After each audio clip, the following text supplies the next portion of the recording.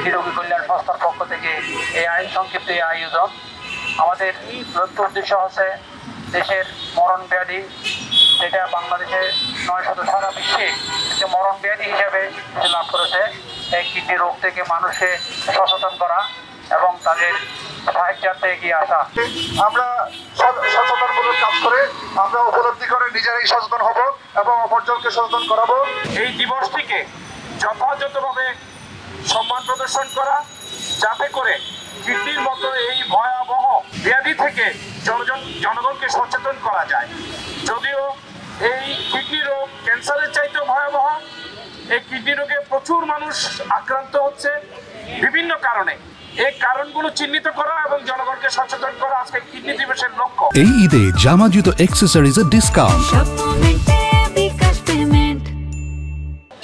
আপনার কিডনিটি সুস্থ আছে কি এটা প্রত্যেকের জানা উচিত, এবং জেনে কিডনি রোগের যথাযথ চিকিৎসা যদি সময় মতো করা যায় তাহলে ভয়াবহ বিপর্যয় থেকে বাঁচা যায়। নাইলে কিডনি মেরেও যায়, মরেও যায়।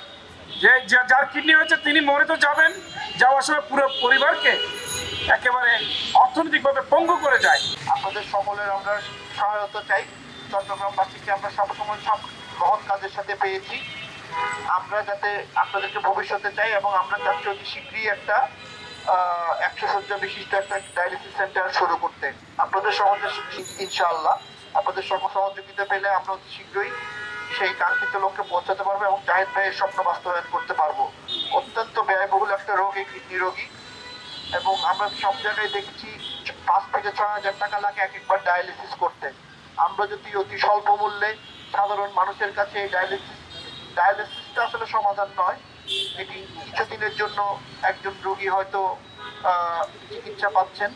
কিডনি রিপ্লেসমেন্ট বা এত এক্সপেন্সিভ একটা রোগ, এটা আসলে যারা ভুক্তভোগী তাদের ফ্যামিলিই জানে।